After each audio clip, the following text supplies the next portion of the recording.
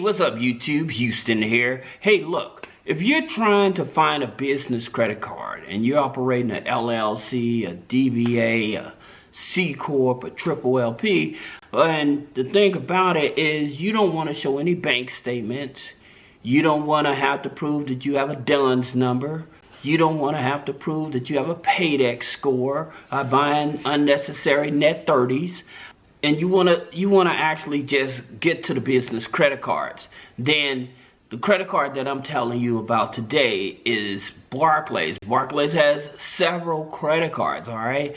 And there may be a back door that can possibly help you get access to this card as well. And so I'm going to throw that out there that it possibly is. But that being said, understanding, like I said, if you are especially a new startup business and you're trying to get business funding, one of the things I continue to tell you is don't go for business loans, especially with the traditional banks. With your traditional banks, you always want to start with your credit cards, okay? And then when you go from your credit cards, you want to go from your credit cards to your line of credit, okay?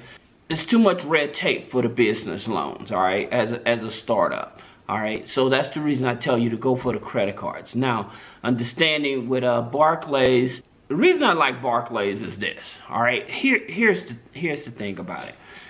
When you're trying to go for a business credit card, with American Express, they're starting to pull your TransUnion and your Experian.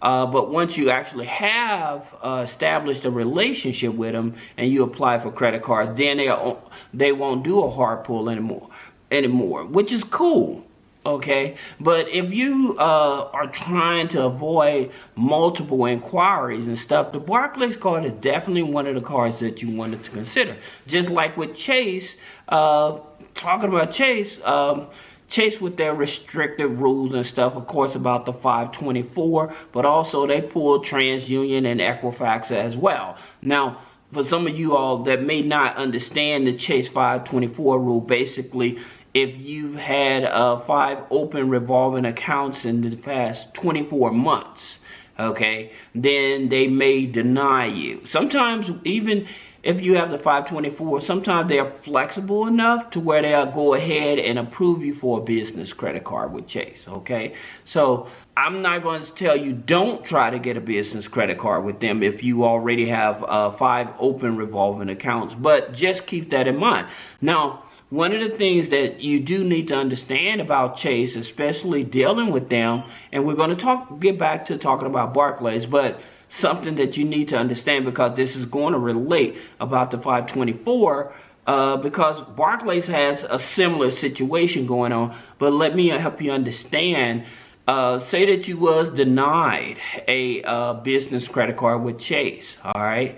Make sure that they're not counting personal loans, and you want to make sure they are not counting say that you had an authorized user added onto your credit file. Make sure they don't have those things, so that way you can qualify for your business credit card. Now, how that relates to Barclays is because Barclays is inquiry sensitive as well.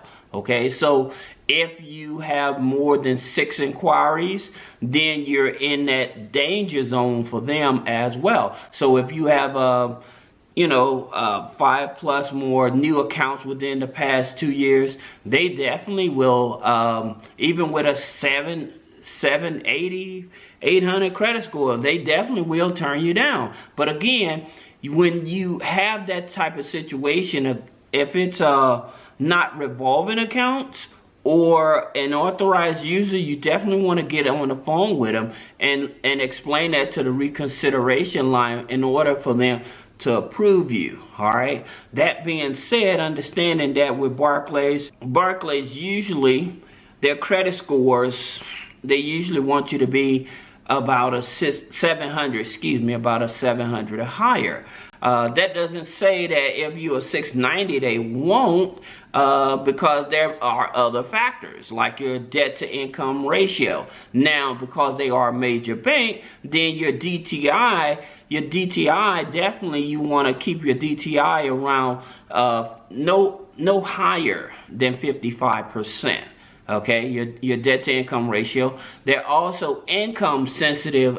Let's understand about income when it comes to applying for a Barclays credit card. Okay, this is very important because a lot of people miss the opportunity because they may be hovering about a 690, not that 700 credit score, but if you have a good income. Now, I always tell people, if you have a spouse in the household that has an income, make sure when you're applying for the credit card, you include your spouse's income.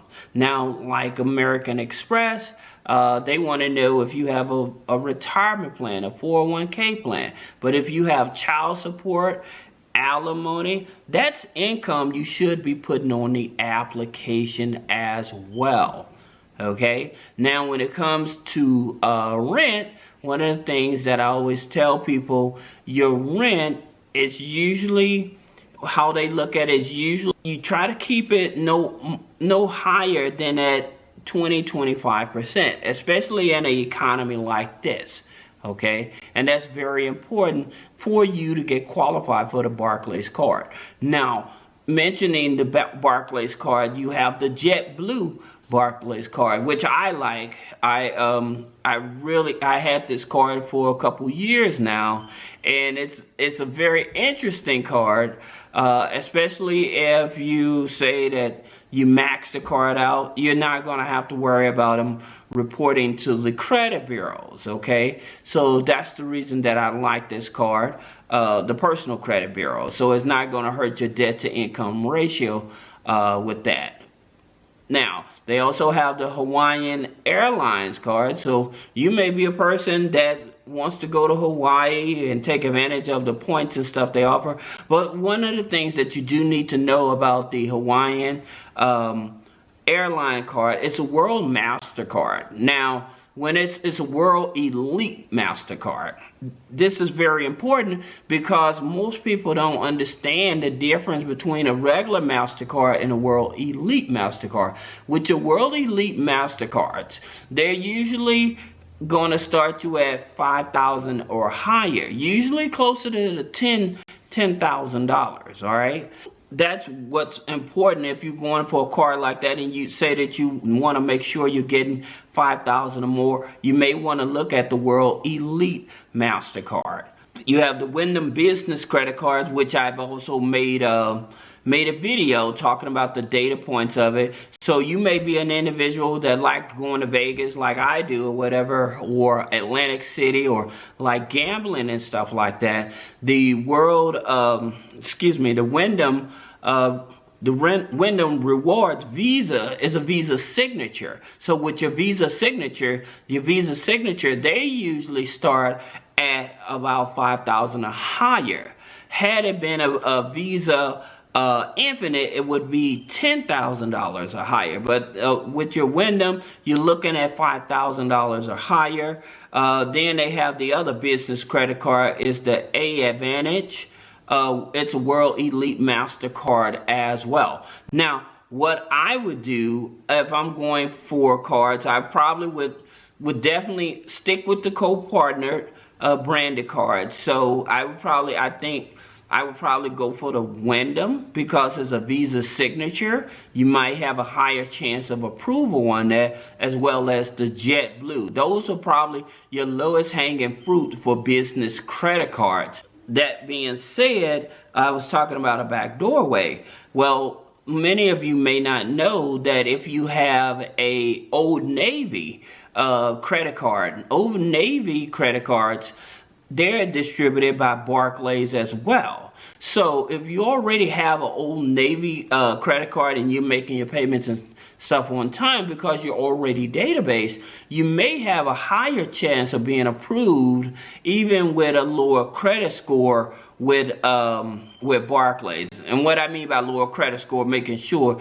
that you have a 690 or higher. So if you already have if you have a company and you want a business credit card and you already have a Old Navy credit card, this may be a backdoor to move over to the business credit cards because they already have data points on you, how you pay your bills and stuff like that, in which you can take advantage of that to leverage to show them that you are responsible enough to get one of their credit cards.